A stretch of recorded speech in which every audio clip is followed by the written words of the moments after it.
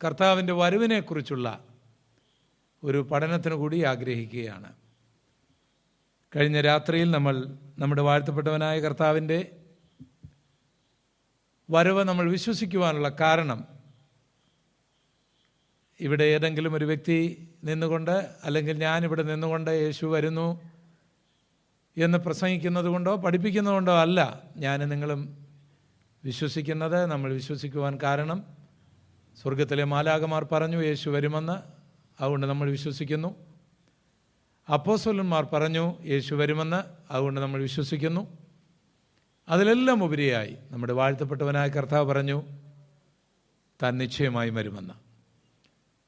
നമ്മെ സംബന്ധിച്ചിടത്തോളം, ഒരു ബൈബിൾ വിശ്വാസിയെ സംബന്ധിച്ചിടത്തോളം, ഒരു ക്രിസ്തു വിശ്വാസിയെ സംബന്ധിച്ചിടത്തോളം, ഈ ഭൂമിയിൽ ഇന്നലെയും ഇന്നും നാളെയും ദൂതന്മാരെക്കാളോ അപ്പോസ്തലന്മാരെക്കാളോ യേശുവിനേക്കാളോ ദൈവശാസ്ത്രപരമായ കാര്യങ്ങളിൽ ആധികാരികമായി പറയുവാൻ ആരും തന്നെയില്ല. ആരും തന്നെ ജനിച്ചിട്ടില്ല, ആരും തന്നെ ജീവിക്കുന്നില്ല, ആരും തന്നെ നാളെ ജനിക്കുകയുമില്ല. അതുകൊണ്ട് നമുക്ക് പൂർണ്ണമായി വിശ്വസിക്കുവാൻ കഴിയും, നമ്മുടെ കർത്താവ് വരും. വരുവാനുള്ളവൻ വരും, താമസിക്കുകയില്ല. യേശുവിൻ്റെ വരവിനെക്കുറിച്ച് നമ്മൾ പഠിക്കുമ്പോൾ വേദപുസ്തകത്തിൽ ഞാൻ കഴിഞ്ഞ രാത്രിയിൽ ഓർപ്പിച്ചതുപോലെ വേദപുസ്തകം ചുരുളുകളായിട്ടാണ് ദൈവം കൊടുത്തത്. അതുമാത്രമല്ല, ഇബ്രായ ലേഖനത്തിൽ നമ്മൾ വായിക്കുന്ന പോലെ ദൈവം ഭാഗം ഭാഗമായും വിവിധമായും തൻ്റെ പ്രവാചകന്മാർക്ക് അരുളി ചെയ്തു. തൻ്റെ പുത്രനായ യേശുക്രിസ്തുവിലൂടെ അതിൻ്റെ പൂർത്തീകരണമായിട്ടുള്ള അരുളപ്പാടുകളും നൽകി. ഭാഗം ഭാഗം എന്ന് പറയുമ്പോൾ ഒരു സിനിമ ഷൂട്ട് ചെയ്യുമ്പോൾ അതിൻ്റെ സംവിധായകൻ, അതിൻ്റെ ഡയറക്ടർ ആ കഥയുടെ ആരംഭം മുതലല്ല ഷൂട്ട് ചെയ്യുന്നത്. അതെല്ലാം അവസാനമാണ് അവർ അതിനുള്ള ക്രമീകരണങ്ങൾ സ്റ്റുഡിയോയിൽ നടത്തുന്നത്. അവരുടെ സാഹചര്യം അനുസരിച്ച്, ലഭിക്കുന്ന ലൊക്കേഷൻ അനുസരിച്ച് അവർ ആ കഥയുടെ ഒരു ഭാഗം ഷൂട്ട് ചെയ്യുകയാണ്. എന്നാൽ ആ കഥയുടെ മുഴുവൻ സ്ക്രിപ്റ്റും എന്തെല്ലാം വേണമെന്നുള്ള തിരക്കഥ ആ സംവിധായകൻ്റെ കയ്യിൽ ഉണ്ടായിരിക്കും.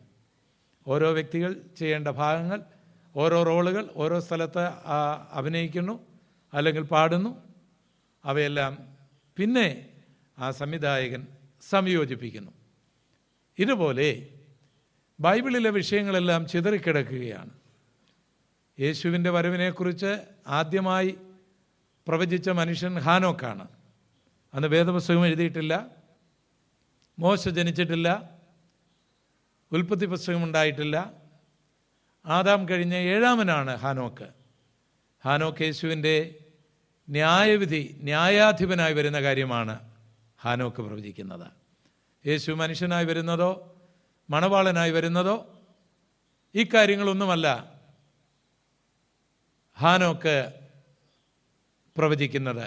ന്യായാധിപനായി വരവിൻ്റെ ഏറ്റവും അവസാനമായ ഭാഗം, അതാണ് മനുഷ്യർ പ്രവചിക്കുന്ന ആദ്യത്തെ പ്രവചനം.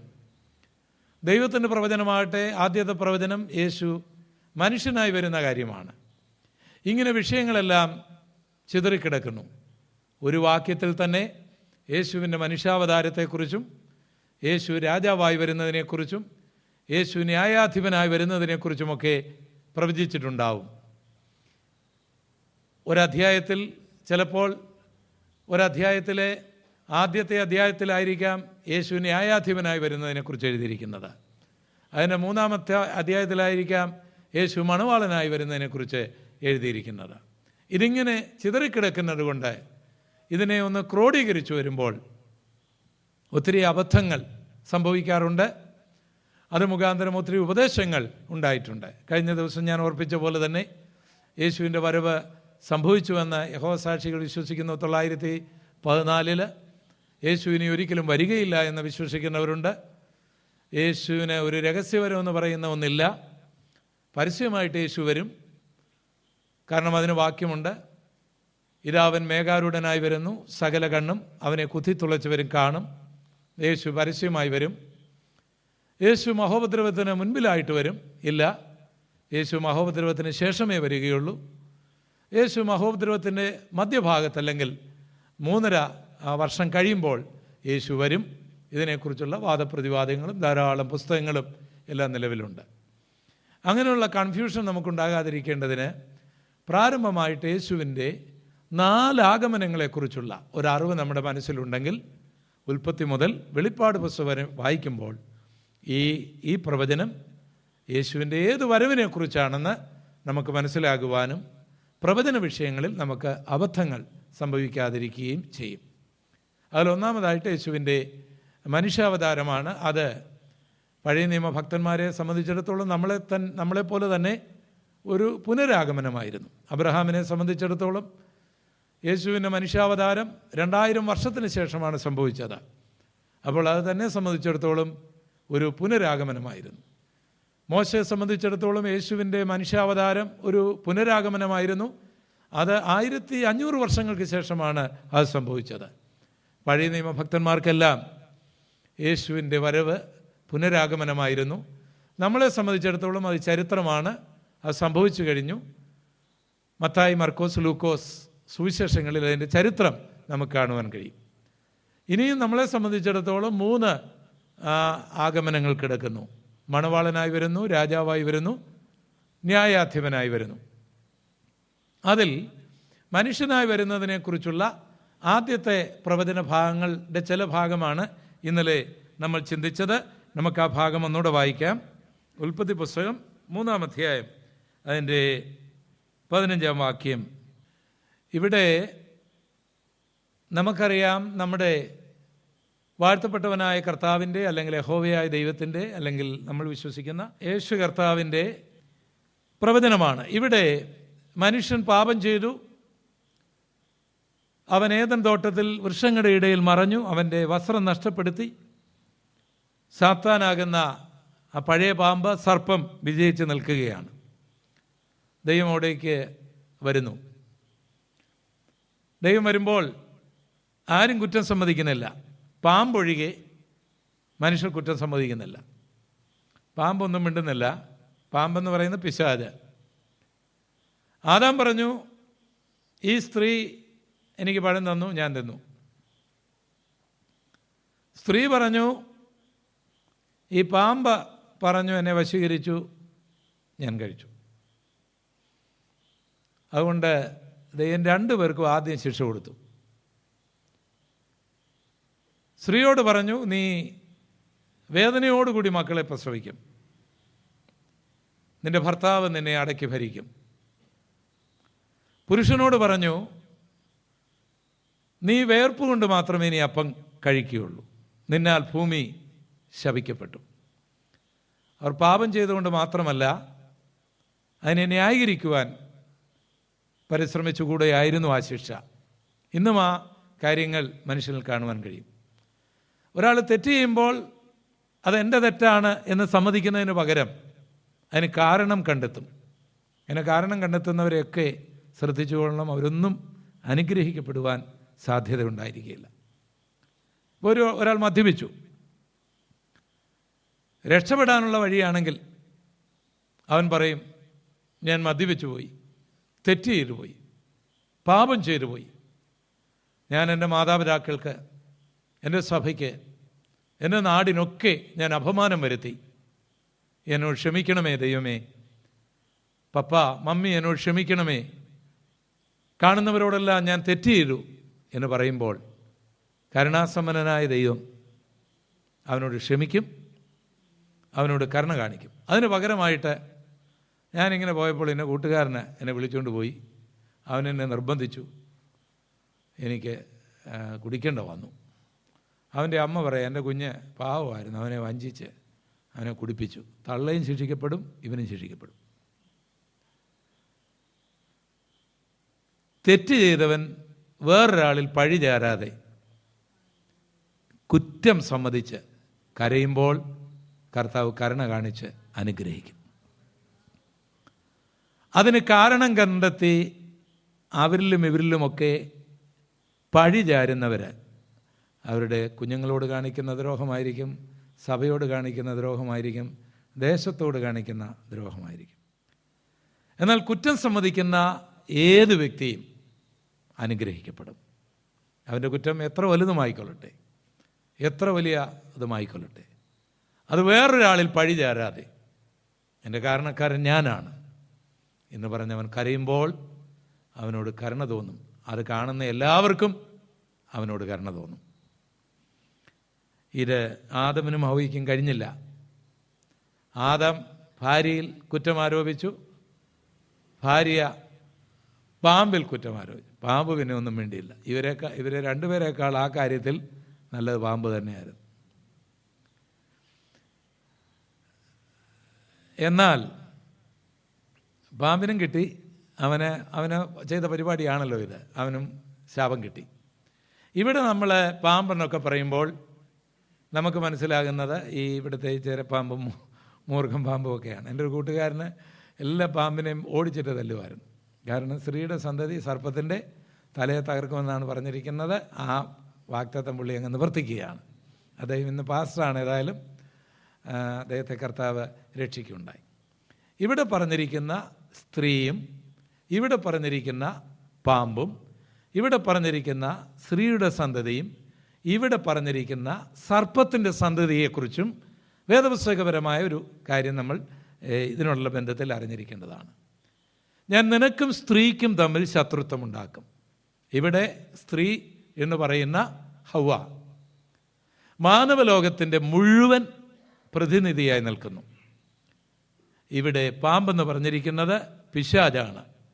ഒറ്റ വാക്കിൽ പറഞ്ഞാൽ മനുഷ്യകുലത്തോട് പിശാചിന് ശത്രുത്വമുണ്ടാകും. എന്തുകൊണ്ടാണ് പിശാച് മനുഷ്യനോട് ശത്രുവായി പെരുമാറുന്നത്? അതിന് 2-3 കാരണങ്ങളുണ്ട്. ഒന്ന്, അവൻ പാർത്തിരുന്ന ഏദൻ തോട്ടം, ഭൂമി മുഴുവൻ ഏദൻ തോട്ടമായിരുന്നു. അവിടെ അവൻ പാപം ചെയ്ത മുഖാന്തരം ഭൂമി പാഴായി ശൂന്യമായി. പിന്നെ ദൈവം ആ ഭൂമിയെ നവീകരിച്ചൊരു ചെറിയ ഏദൻ തോട്ടമുണ്ടാക്കി, അതിൽ ആദമിനെയും ഹവ്വയെയും കൊണ്ടാക്കി. അതാണ് അവരെ അവിടെ നിന്ന് പുറത്താക്കാനായിട്ട് സാത്താൻ അവിടെ കയറി വന്നു. അതവൻ്റെ അസൂയയായിരുന്നു. 2, അവൻ്റെ സ്ഥാനം, അവന് കൊടുത്തിരുന്ന ആ ഭൂമി മനുഷ്യൻ കരസ്ഥമാക്കിയപ്പോൾ അത് നഷ്ടമാക്കേണ്ടത് അവൻ്റെ ആവശ്യമായിരുന്നു. അങ്ങനെ ശത്രുതയായിപ്പോയി. അതുകൊണ്ട് മനുഷ്യകുലം എവിടെല്ലാം ഉണ്ടോ സാത്താൻ അവരുടെ ശത്രുവായിരിക്കും. ആത്മീയ കാര്യത്തിൽ, ഭൗതിക കാര്യത്തിൽ, ശാരീരിക കാര്യത്തിൽ, ഏതെല്ലാം മേഖലകളിൽ അവരെ ഉപദ്രവിക്കാമോ അവൻ ഉപദ്രവിച്ചുകൊണ്ടിരിക്കും. അതിന് മതമോ ജാതിയോ ഭാഷയോ രാജ്യമോ ഒന്നുമില്ല. ലോകത്തിൽ കാണുന്ന എല്ലാ അനീതികളും, എല്ലാ അക്രമങ്ങളും, എല്ലാ രക്തച്ചൊരിച്ചിലുകളും പിശാചിൻ്റെ പ്രേരണയാൽ ഉണ്ടാകുന്നതാണ്. എല്ലാ ചതികളും, എല്ലാ വഞ്ചനകളും, എല്ലാ ഇമ്മോറൽ കാര്യങ്ങളും പിശാചിൻ്റെ ചതിയാൽ ഉണ്ടാകുന്നതാണ്. എന്നാൽ ഇവിടെ നമ്മൾ ഇന്ന് ചിന്തിക്കുവാൻ പോകുന്ന ഒരു ചെറിയ വിഷയം, ഇവിടെ സ്ത്രീയുടെ സന്തതിയും സർപ്പത്തിൻ്റെ സന്തതിയും. സ്ത്രീയുടെ സന്തതി എന്ന് പറയുന്നത് യേശു കർത്താവാണ്. സ്ത്രീയുടെ സന്തതി സർപ്പത്തിൻ്റെ സന്തതിയുടെ തലയെ തകർക്കും. നിന്റെ സന്തതി അല്ലെങ്കിൽ സർപ്പത്തിൻ്റെ സന്തതി സ്ത്രീയുടെ സന്തതിയുടെ കുതികാൽ തകർക്കും. ഇനി ആ ഭാഗം ഒന്ന് കൃത്യമായി വായിച്ചാൽ നമ്മൾ ഓടിച്ചു പോകുന്ന വേദഭാഗങ്ങളാണ്. അതിൻ്റെ ആഴങ്ങൾ മനസ്സിലാക്കാൻ ആ വാക്യം ഒന്നുകൂടെ വായിക്കാം. നിന്റെ സന്തതിക്കും അവളുടെ സന്തതിക്കും തമ്മിൽ ശത്രുത്വമുണ്ടാക്കും. അവൻ നിന്റെ തല തകർക്കും, നീ അവൻ്റെ കുതികാൽ തകർക്കും. സ്ത്രീയുടെ സന്തതിയും സർപ്പത്തിൻ്റെ സന്തതിയും തമ്മിലുള്ള ഒരു യുദ്ധമാണ് ഇവിടെ രേഖപ്പെടുത്തിയിരിക്കുന്നത്. സ്ത്രീയുടെ സന്തതി സർപ്പത്തിൻ്റെ സന്തതിയുടെ തല തകർക്കും. സർപ്പത്തിൻ്റെ സന്തതി സ്ത്രീയുടെ സന്തതിയുടെ കുതികാൽ തകർക്കും. ആരാണ് സ്ത്രീയുടെ സന്തതി? സ്ത്രീയുടെ സന്തതി നസ്രയനായ യേശുവാണ്. ആരാണ് സർപ്പത്തിൻ്റെ സന്തതി? ബൈബിളിൽ പിതാവ്, പുത്രൻ, പരിശുദ്ധാത്മാവ് എന്ന ത്രിയേക ദൈവമുള്ളതുപോലെ തന്നെ പിശാചിലും ത്രിത്വമുണ്ട്. പിശാചിനും ഒരു പിതൃപുത്ര പരിശുദ്ധാത്മാവിൻ്റെ ഒരു ഡ്യൂപ്ലിക്കേറ്റ് വേർഷനുണ്ട്. അതിൽ സർപ്പമാണ് അല്ലെങ്കിൽ പിശാചാണ് പിതാവിൻ്റെ സ്ഥാനത്ത് നിൽക്കുന്നത്. എതിർ ക്രിസ്തുവാണ് അല്ലെങ്കിൽ സർപ്പത്തിൻ്റെ സന്തതിയാണ് പുത്രൻ്റെ സ്ഥാനത്ത് നിൽക്കുന്നത്. വെളിപ്പാട് പുസ്തകത്തിൽ രേഖപ്പെടുത്തിയിരിക്കുന്ന കള്ളപ്രവാചകനാണ് പരിശുദ്ധാത്മാവിൻ്റെ സ്ഥാനത്ത് നിൽക്കുന്നത്. സാത്താൻ, എതിർ ക്രിസ്തു, കള്ളപ്രവാചകൻ. സർപ്പം, സർപ്പത്തിൻ്റെ സന്തതി, കള്ളപ്രവാചകൻ. പിതാവ്, പുത്രൻ, പരിശുദ്ധാത്മാവ്. പിതാവ്, പുത്രൻ, പരിശുദ്ധാത്മാവ് മനുഷ്യനെ പിശാചിൻ്റെ തന്ത്രങ്ങളിൽ നിന്ന് രക്ഷിച്ച് അവനെ ശാരീരികമായും ആത്മീകമായും മാനസികമായും അനുഗ്രഹിച്ച് അവനെ സ്വർഗത്തിൽ കൊണ്ടുപോകുവാൻ പരിശ്രമിക്കുമ്പോൾ ഈ ലോകത്തിൻ്റെ ദൈവമായ പിശാച്, സർപ്പം അഥവാ പിശാച്, എതിർ ക്രിസ്തു അല്ലെങ്കിൽ ആൻറ്റി ക്രൈസ്റ്റ്, കള്ളപ്രവാചകൻ, ഇവർ മനുഷ്യരെ ശാരീരികമായി ആത്മീകമായി മാനസികമായി ദ്രോഹിച്ച് നരകത്തിൽ കൊണ്ടുപോകുവാനായി പരിശ്രമിക്കുന്നു. ഈ പരിശ്രമത്തിൽ സർപ്പത്തിൻ്റെ കാലം, സർപ്പത്തിൻ്റെ സന്തതിയുടെ കാലം, അവർക്ക് വേണ്ടി പ്രവർത്തിക്കുന്ന കള്ളപ്രവാചകന്റെ കാലം ഉണ്ട്. ത്രിത്വത്തിലും പിതാവായ ദൈവത്തിൻ്റെ പ്രവർത്തനകാലം, തൻ്റെ പുത്രനായ യേശുവിൻ്റെ പ്രവർത്തനകാലം, പരിശുദ്ധാത്മാവിൻ്റെ പ്രവർത്തനകാലമുണ്ട്. പഴയ നിയമകാലങ്ങളിൽ യഹോവയായ ദൈവം പ്രവർത്തിച്ചു. ന്യായപ്രമാണ യുഗത്തിൽ ദൈവം സീനായ് മലയിൽ ഇറങ്ങി വരുന്നു. അവിടെ വലിയ ഇടിമുഴക്കമുണ്ട്, കാഹളമുണ്ട്, പുകയുയരുന്നുണ്ട്. ദൈവം ന്യായപ്രമാണം കൊടുക്കുന്നു. യേശു കർത്താവിൻ്റെ പ്രവർത്തനം ആരംഭിക്കുന്നു. അവിടെയും സ്വർഗം തുറക്കുന്നുണ്ട്. പരിശുദ്ധാത്മാവ് പ്രാവ് പോലെ വരുന്നുണ്ട്. ദൈവത്തിൻ്റെ ശബ്ദമുണ്ട്. പരിശുദ്ധാത്മാവ് പ്രവർത്തിക്കുന്നു. പെന്തക്കോസ്ത് നാളിൽ വലിയ കാറ്റുണ്ട്, മുഴക്കമുണ്ട്, അഗ്നിജാല പോലെ പിളർന്ന നാവുകളുണ്ട്. ഇതുപോലെ തന്നെ സാത്താൻ്റെ പ്രവർത്തനങ്ങൾ പാമ്പായിട്ട്, പഴയ പാമ്പായിട്ട് അവൻ്റെ പ്രവർത്തനങ്ങൾ അവൻ നടത്തുന്നു. കുറേ കഴിയുമ്പോൾ അവൻ ജഡാവതാരം എടുത്തതുപോലെ എതിർ ക്രിസ്തു എന്ന പേരിൽ അല്ലെങ്കിൽ വ്യാജ മശിക എന്ന പേരിൽ അക്ഷരികമായ ലോകത്തിൻ്റെ ഭരണകർത്താവായിത്തീരുന്ന ഒരു കാലഘട്ടമുണ്ട്. വെളിപ്പാട് പുസ്തകം 5-ാം അധ്യായം മുതൽ ഏകദേശം 18 അധ്യായങ്ങൾ വരെയുള്ള 14 അധ്യായങ്ങളിൽ ഈ എതിർ ക്രിസ്തുവിൻ്റെ പ്രവർത്തന കാലങ്ങളെ വിശദീകരിച്ചിരിക്കുകയാണ്. ഏറ്റവും അധികമായിട്ട് ബൈബിൾ വിശദീകരിച്ചിരിക്കുകയാണ്. ആ കാലഘട്ടങ്ങളിൽ ജനങ്ങളെ എതിർ ക്രിസ്തുവിൻ്റെ അടുക്കലേക്ക്, ആ മൃഗത്തിൻ്റെ അടുക്കലേക്ക് ആകർഷിക്കാനായിട്ട് കള്ളപ്രവാചകൻ പിശാചിൻ്റെ ശക്തിയാൽ അത്ഭുതങ്ങളും അടയാളങ്ങളും പ്രവചനങ്ങളും നടത്തുന്നു. കള്ളക്രിസ്തുക്കളും കള്ളപ്രവാചകന്മാരും ഉണ്ടാകുമെന്ന് യേശു പറഞ്ഞത് ഈ കാലഘട്ടത്തെക്കുറിച്ച് ഉദ്ദേശിച്ചാണ്.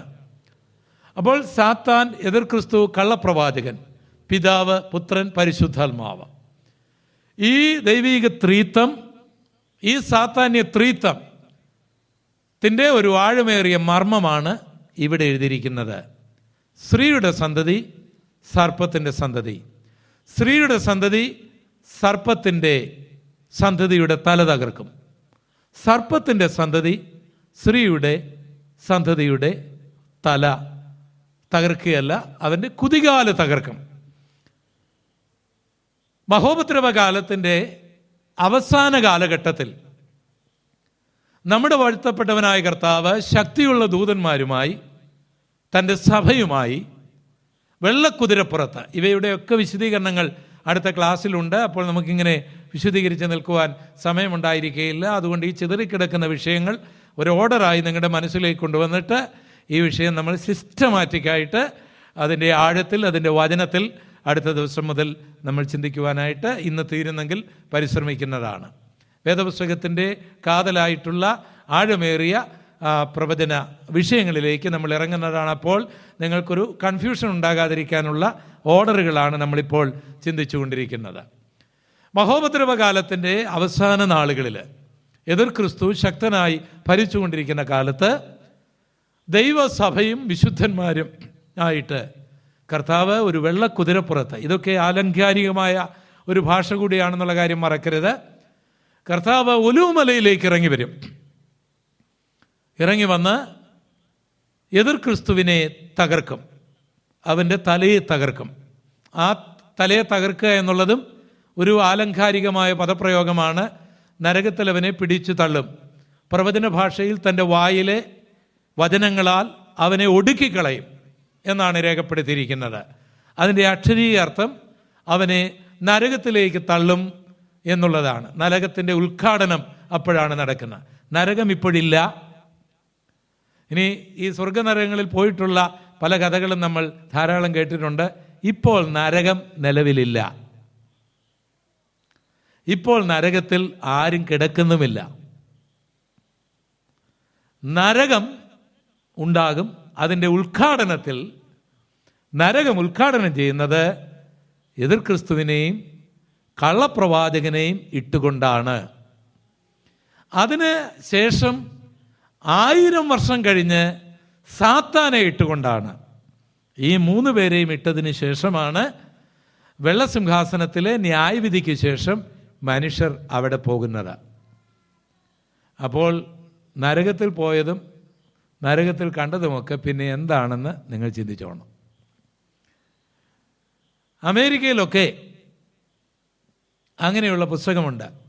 ഡിവൈൻ റെവലേഷൻ ഓഫ് ഹെൽ എന്ന് പറയുന്ന ഒരു പുസ്തകം ഞാൻ അമേരിക്കയിൽ നിന്ന് മേടിച്ചു കൊണ്ടുവന്ന് ഇവിടെ മാന്താനക്കാരനായ ഒരാൾക്ക് കൊടുത്തിരുന്നു.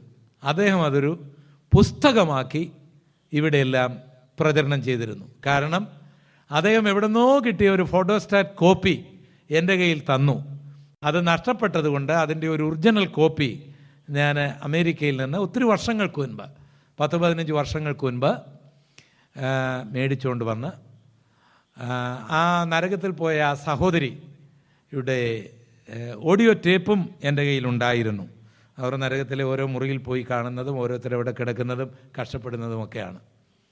അത് വായിച്ചപ്പോഴേ എനിക്ക് ദുഃഖം തോന്നി. കാരണം അത് വേദപുസ്തകത്തിലില്ലാത്തൊരു കാര്യമാണ്. നരകം ഇപ്പോഴില്ല. നരകം ഇതുവരെ ഉദ്ഘാടനം ചെയ്തിട്ടില്ല.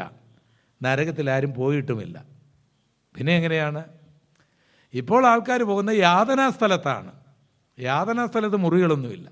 പ്രത്യേകിച്ച് മുറികളോ കമ്പാർട്ട്മെൻറ്റുകളോ കാലോ കയ്യോ ഒന്നുമില്ല. അപ്പോൾ ദൈവമക്കൾ തിരുവചനം അറിഞ്ഞില്ലെങ്കിൽ ഭയങ്കരമായ തെറ്റുകളിൽ പെടും. ഓർക്കുക, നരകം ഇതുവരെ ഉദ്ഘാടനം ചെയ്തിട്ടില്ല. നരകം ഇപ്പോഴില്ല. നരകം ഉദ്ഘാടനം ചെയ്യുന്ന എതിർ ക്രിസ്തുവിനെ ഇട്ടുകൊണ്ടാണ്. അതിനാണ് അവൻ്റെ തലയെ തകർക്കുക എന്ന് പറയുന്നത്.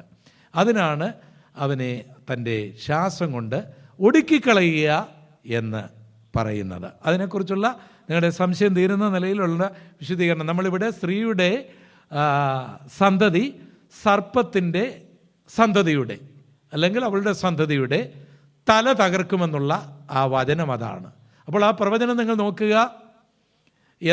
എന്നത്തെ കാര്യമാണ് ഇവിടെ പറഞ്ഞിരിക്കുന്നത്. സ്ത്രീയുടെ സന്തതിയിൽ 2 പ്രവചനങ്ങളുണ്ട്. ഒന്ന്, യേശു കർത്താവിൻ്റെ മനുഷ്യാവതാരം സ്ത്രീയുടെ സന്തതി. 2, യേശുവിൻ്റെ മഹത്വ പ്രത്യക്ഷത. ഈ ഉൽപ്പത്തി 3:15 ഉള്ളടക്കം ചെയ്തിരിക്കുകയാണ്. ആ മഹത്വ പ്രത്യക്ഷതയിലാണ് സർപ്പത്തിൻ്റെ സന്തതിയുടെ അല്ലെങ്കിൽ എതിർ ക്രിസ്തുവിൻ്റെ തലയെ തകർക്കുന്നത്. എന്നാൽ ഈ പ്രവചനത്തിൽ നമ്മൾ മറ്റൊരു കാര്യം കണ്ടു.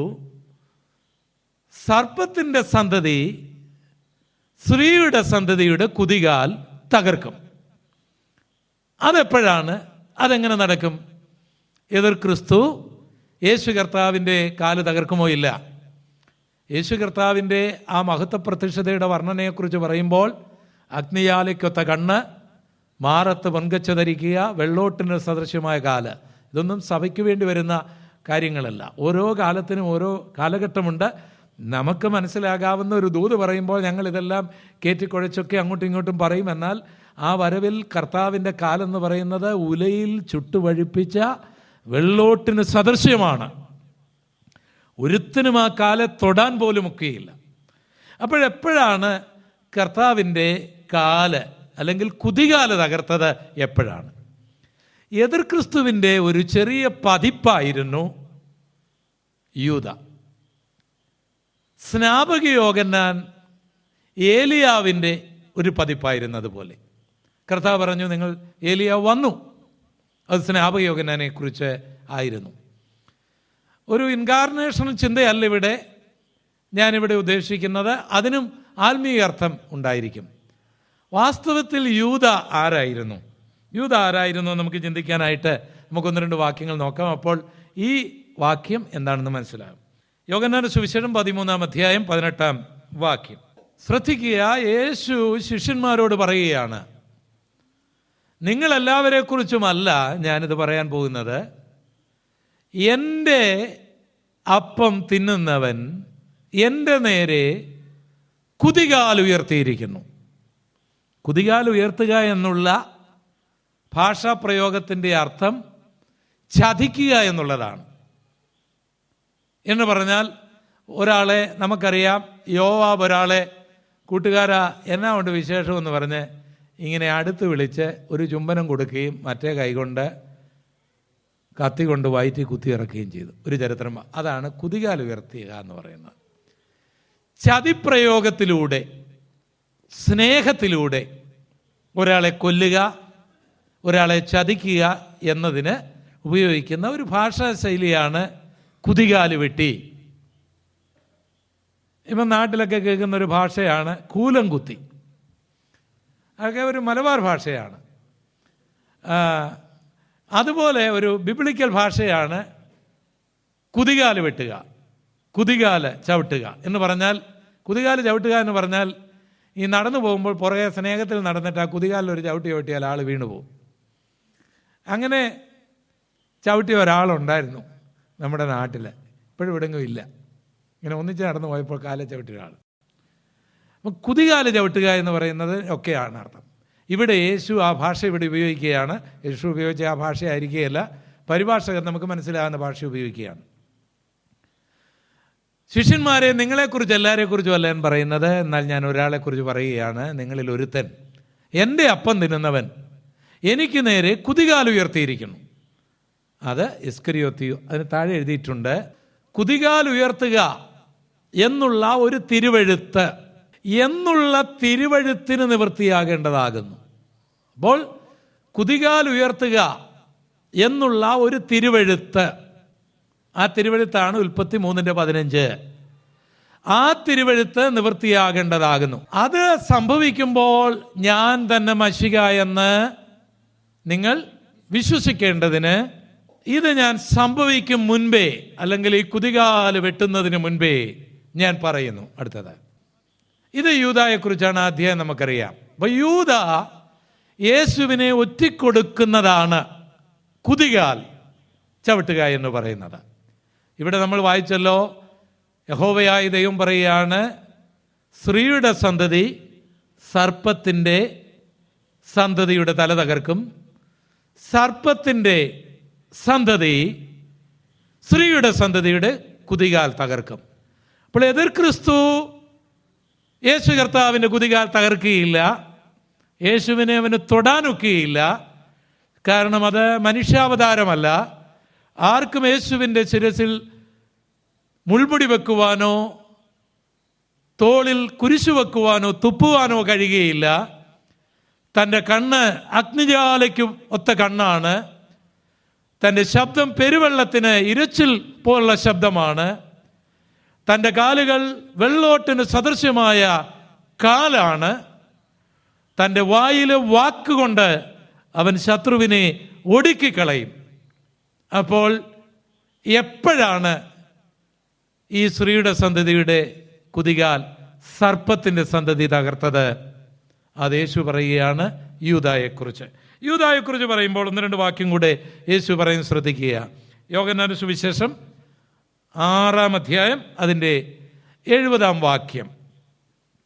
അവിടെ യേശു യൂദായെ പിശാചാണ്, നിങ്ങളിലൊരുവൻ പിശാചാകുന്നുവെന്ന് വളരെ വ്യക്തമായി പറയുന്നൊരു ഭാഗം നമുക്ക് വായിക്കുവാൻ കഴിയും. കർത്താവിൻ്റെ പ്രസംഗം നിങ്ങളൊന്ന് ശ്രദ്ധിച്ചു നോക്കിയേ. ഇവരെ കേട്ടോണ്ടിരിക്കുക. ഇത് യൂദായും കേൾക്കുന്നുണ്ട്. അതാണ് അതിൻ്റെ രസം. ഈ പ്രസംഗം എല്ലാം നടത്തുമ്പോൾ യൂദായും കേൾക്കുന്നുണ്ട്. ഈ അപ്പം ഈ കാര്യങ്ങളെല്ലാം, പക്ഷേ അദ്ദേഹത്തിന് മനസ്സിലാകുന്നില്ല. ഇവിടെ യേശു പറയാണ്, ഞങ്ങൾ നിങ്ങളെ എത്ര പേരെ തിരഞ്ഞെടുത്തു? 12 പേരെ തിരഞ്ഞെടുത്തു. അതിലൊരുത്തൻ പിശാചാകുന്നു. അത് യൂദായെക്കുറിച്ചാണ് പറഞ്ഞത്. അപ്പോൾ അവൻ സർപ്പത്തിന്റെ സന്തതിയാണ്. അവൻ കുതികാൽ ഉയർത്തും. ഇനി യൂദായെക്കുറിച്ച് പറയുമ്പോൾ അറിഞ്ഞിരിക്കേണ്ട വേറൊരു കാര്യം ഉണ്ട്. എതിർ ക്രിസ്തുവിനെ കുറിച്ച് പറയുമ്പോൾ അറിഞ്ഞിരിക്കേണ്ട ഒരു കാര്യം, വെളിപ്പാട് പുസ്തകം 17:8. അത് നമുക്കിപ്പോൾ ഒരു മുഖവരയായി ചിന്തിച്ചു പോകാം, വായിക്കാം. ഒരു മൃഗമായിട്ട് എതിർ ക്രിസ്തുവിനെ ചിത്രീകരിച്ചുകൊണ്ട് വെളിപ്പാട് പുസ്തകത്തിൽ പറയുന്ന ഒരു ചിന്ത: നീ കണ്ട മൃഗമോ ഉണ്ടായിരുന്നതും ഇപ്പോൾ ഇല്ലാത്തതും. ശ്രദ്ധിക്കണം, ഒരിക്കൽ ഉണ്ടായിരുന്നതാണ്, ഇപ്പോൾ ഇല്ലാത്തതാണ്. അടുത്തത്, ഇനി അഗാധത്തിൽ നിന്ന് കയറി നാശത്തിലേക്ക് പോകുവാൻ ഇരിക്കുന്നവനുമാകുന്നു. ഇത് എതിർ ക്രിസ്തുവിനെ കുറിച്ച് പറയുകയാണ്. എതിർ ക്രിസ്തുവിനെ സർപ്പത്തിന്റെ സന്തതി, തുമ്പുകെട്ട ഇടയൻ, അതുപോലെ തന്നെ വ്യാജ മശിഹ, മൃഗം എന്ന അനവധി പേരുകളിലാണ് അറിയപ്പെടുന്നത്. ആ മൃഗത്തെ വെളിപ്പാട് പുസ്തകം പരിചയപ്പെടുത്തുമ്പോൾ, അല്ലെങ്കിൽ മർമ്മം മഹദിയാം ബാബിലോണായ ആ നാമധേയ അല്ലെങ്കിൽ വ്യാജ മശിഹയുടെ കാന്തയായിരിക്കുന്ന ആ വ്യാജ സഭയെ ചുമക്കുന്ന ആ എതിർ ക്രിസ്തു, അത് മനസ്സിലാക്കുന്ന വാക്കിൽ ഒരു വാക്കിൽ ഞാൻ പറയാം: രക്ഷ, സ്നാനം, പരിശുദ്ധാത്മാഭിഷേകം, വേർപാട്, വിശുദ്ധി എന്നിവ ഉപദേശിക്കാത്ത ഏത് സഭയും വ്യാജസഭയാണ്, എതിർ ക്രിസ്തുവിന്റെ കാന്തയാണ്. ആ കാന്തയെ 3.5 വർഷം എതിർ ക്രിസ്തു ചുമക്കും. അവസാനം അതിന്റെ നേതാവിനെ കൊന്നുകളയും. അതിന്റെ വിശദീകരണം പിന്നാലെ.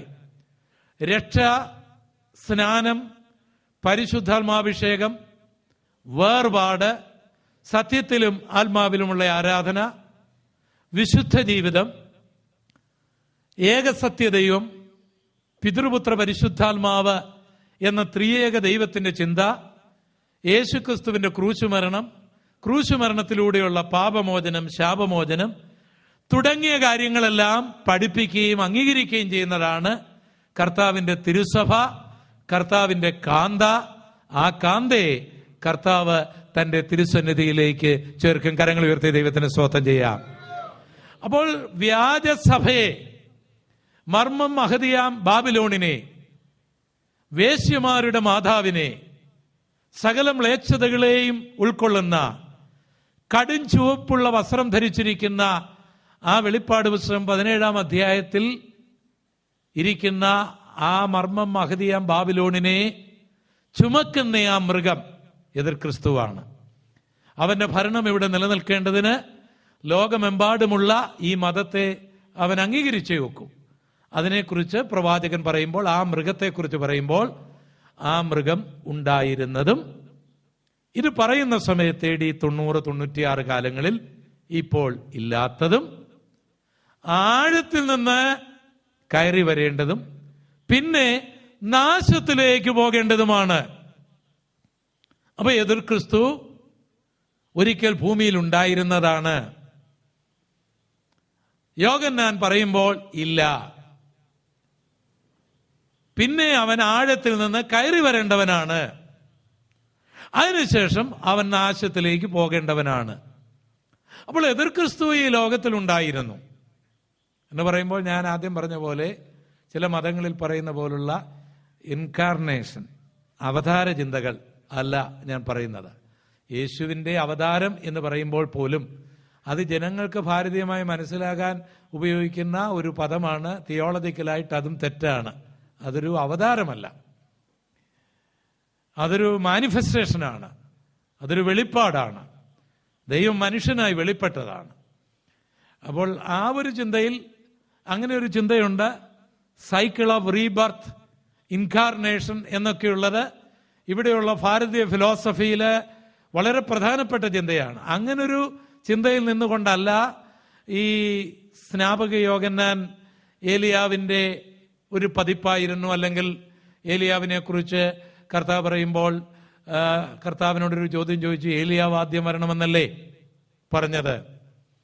ആ പ്രവചനവും യേശുവിൻ്റെ മഹത്വപ്രതിഷ്ഠതയുമായി ബന്ധപ്പെട്ട ഒരു ചോദ്യമാണ്. കാരണം യേശു മഹത്വപ്രതിഷ്ഠതയ്ക്ക് മുൻപായിട്ട് ഏലിയ പ്രത്യക്ഷപ്പെടും, 2 പ്രവാചകന്മാർ വെളിപ്പാട് പുസ്തകത്തിൽ. അപ്പോൾ യേശു പറഞ്ഞു, ഏലിയാവ് ഓൾറെഡി വന്നു കഴിഞ്ഞു. അത് സ്നാപകനെ കുറിച്ചായിരുന്നു. അതിനൊരു ആത്മീയ അർത്ഥമുണ്ട്. ഇതുപോലെ ഈ എതിർ ക്രിസ്തു ഉണ്ടായിരുന്നതാണ്, ഇപ്പോൾ ഇല്ലാത്തതാണ്, ആഴത്തിൽ നിന്ന് കയറി വരേണ്ടവനാണ്, പിന്നെ നാശത്തിലേക്ക് പോകേണ്ടവനാണ്. ഇനി യൂദായെക്കുറിച്ച് അപ്പോസ്തലന്മാർ പറഞ്ഞിരിക്കുന്ന ഒരു വാക്കും കൂടെ നമുക്കിതിനോടുള്ള ബന്ധത്തിൽ ചിന്തിക്കാം. പ്രവൃത്തികൾ 1:24. അപ്പോസ്തലന്മാരിൽ യൂദ ഒഴിഞ്ഞുപോയ സ്ഥാനത്തേക്ക് മറ്റൊരാളെ തെരഞ്ഞെടുക്കാനായിട്ട് ചീട്ടിടുന്ന ഒരു ഭാഗമാണ് ഇവിടെ നാം കാണുന്നത്. നല്ലൊരു കാര്യമാണ് ഈ തെരഞ്ഞെടുപ്പിൽ. ഈ എലക്ഷൻ പദ്ധതി ദൈവസഭയ്ക്കില്ല. അത് അപകടമാണ്, അത് വലിയ പ്രശ്നങ്ങൾ ഉണ്ടാക്കുന്നതാണ്, അത് വൈരാഗ്യമുണ്ടാക്കുന്നതാണ്, കള്ളത്തരം ചെയ്യുവാൻ പ്രേരിപ്പിക്കുന്നതാണ്, അത് മറ്റൊരാളെ ദോഷിക്കാനും പിണങ്ങാനും ഗ്രൂപ്പ് ഉണ്ടാക്കാനും ഒക്കെ ഇടയാക്കുന്ന. എന്നാൽ ഒരു അപ്പോസ്തലനെ തിരഞ്ഞെടുക്കണം എന്ന് തോന്നിയപ്പോൾ അവര് എല്ലാവരും കൂടി ഉപവസിച്ചു, പ്രാർത്ഥിച്ചു, ചീട്ടിട്ടു, ഒരാളെ എടുത്തു. അപ്പോൾ ആർക്കും വൈരാഗ്യമില്ലല്ലോ. അത് നല്ലൊരു മാതൃകയാണ്. ആ മാതൃക ഇവിടെ അപ്പോസ്തലന്മാർ ചെയ്യുകയാണ്.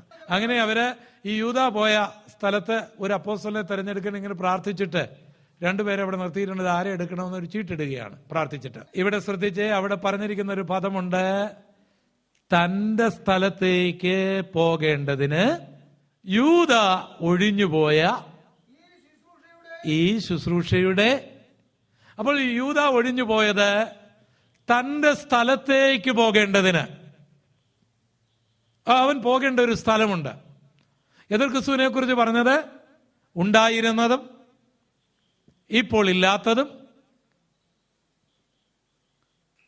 ആഴത്തിൽ നിന്ന് കയറി വരേണ്ടതും പിന്നെ നാശത്തിൽ പോകേണ്ടവനുമാണ് എതിർ ക്രിസ്തു. അവൾ ഒരിക്കൽ ഉണ്ടായിരുന്നതാണ്.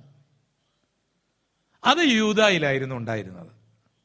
ആ യൂദായാണ് യേശുവിൻ്റെ കുതികാൽ തകർത്തത്. ഈ യൂദ ഇപ്പോഴെവിടെയാണ്? ഈ വചനപ്രകാരം ആഴത്തിലേക്ക് പോയിരിക്കുകയാണ്. എന്തിന്? അവൻ എതിർ ക്രിസ്തുവായി വരേണ്ടതിന്. പിന്നെ അവൻ നരകത്തിലേക്ക് പോകും. ഇനി നിങ്ങൾ ഉൽപ്പത്തി പുസ്തകം 3-ാം അധ്യായം 15-ാം വാക്യം വായിച്ചാൽ അതിന് ശരിയായ രീതിയിൽ അതിൻ്റെ അർത്ഥം മനസ്സിലാവും. ഒന്നുകൂടെ വായിക്കാം. ഞാൻ നിനക്കും സ്ത്രീക്കും നിന്റെ സന്തതിക്കും അവളുടെ സന്തതിക്കും തമ്മിൽ ശത്രുത്വം ഉണ്ടാക്കും. അവൻ സ്ത്രീയുടെ സന്തതി നിന്റെ തല തകർക്കും, നീ അവന്റെ കുതികാൽ തകർക്കും. നമ്മുടെ വാഴ്ത്തപ്പെട്ടവനായ കർത്താവിന്റെ കുതികാൽ എതിർ ക്രിസ്തുവിനെ യൂദായിക്ക് തകർക്കുവാനായി കഴിഞ്ഞു. അതും തിരുവെഴുത്ത് നിറവേറേണ്ടതിനാണ് എന്ന് യേശു പ്രാർത്ഥിച്ചതും നമ്മൾ വായിച്ചു കഴിഞ്ഞു. എന്നാൽ അവന്റെ തലയെ തകർക്കുവാൻ കർത്താവ് രാജാവായിട്ട് വരും. അപ്പോൾ ഈ മനുഷ്യാവതാരം യേശു രാജാവായി വരുന്ന 2 വരവിനെയാണ് ഈ ഉൽപ്പത്തി 3:15 വായിക്കുന്നത്. ഇനി നമുക്ക് മനസ്സിലാകുന്ന ഭാഷയിൽ പറഞ്ഞാൽ, അന്ധകാരത്തെ തകർക്കുന്ന നമ്മുടെ കർത്താവ് നമ്മുടെ മധ്യത്തിലുണ്ട്. ഒന്ന് സ്വതം ചെയ്താട്ടെ. നമുക്ക് വേദനയുണ്ടാക്കുന്ന, നമുക്ക് ദുഃഖമുണ്ടാക്കുന്ന, നമുക്ക് കഷ്ടതയുണ്ടാക്കുന്ന, നമ്മുടെ നന്മകളെ തകർക്കുന്ന, നമ്മുടെ കുതികാലിനെ തകർക്കുന്ന, നമ്മളെ വഞ്ചിക്കുന്ന, നമ്മളെ ചതിക്കുന്ന അന്ധകാരത്തെ തകർക്കുവാൻ കർത്താവ് നമ്മുടെ മധ്യത്തിലുണ്ട്. ഗോഡ്ലി ലിങ്ക് പ്രസൻസ് രാഷ്ട്രീയ പ്രവചനങ്ങൾ, ശാസ്ത്രീയ പ്രവചനങ്ങൾ. പാലസ്തീൻ ഇസ്രയേൽ പ്രശ്നങ്ങൾ 3000 വർഷങ്ങൾക്ക് മുമ്പേ പ്രവാചകന്മാർ പ്രവചിച്ചതാണ്. ഭീകരപ്രവർത്തനങ്ങളും ഭൂകമ്പങ്ങളും മഹാരോഗങ്ങളും സുനാമിയും ആഗോളതാപനവും ഉണ്ടാകുമെന്ന് യേശു പ്രവചിച്ചിരുന്നു. രാജഭരണം തകരുമെന്നും ജനാധിപത്യ ഭരണം വരുമെന്നും ഭരണകൂടങ്ങൾ ഉറപ്പില്ലാതെ ഇളകുമെന്നും ഒബാമയെപ്പോലുള്ളവർ ഭരിക്കുമെന്നും 3000 വർഷങ്ങൾക്ക് മുമ്പേ ബൈബിൾ പ്രസ്താവിച്ചു. മനുഷ്യന്റെ ബഹിരാകാശ യാത്രകൾ, ടെലിവിഷൻ, കമ്പ്യൂട്ടർ, യന്ത്രമനുഷ്യൻ തുടങ്ങി ശാസ്ത്രീയ പുരോഗമനങ്ങൾ ബൈബിൾ പ്രവചനങ്ങളുടെ നിവൃത്തിയാണ്. വായിക്കുക പോൾ ഗോപാലകൃഷ്ണൻ കൊച്ചറയുടെ പുതിയ പുസ്തകം രാഷ്ട്രീയ പ്രവചനങ്ങൾ, ശാസ്ത്രീയ പ്രവചനങ്ങൾ. പുസ്തകം തപാലിലും ബുക്ക് ഷോപ്പുകളിലും ലഭിക്കും. Phone number 9961821048. രാഷ്ട്രീയ പ്രവചനങ്ങൾ, ശാസ്ത്രീയ പ്രവചനങ്ങൾ.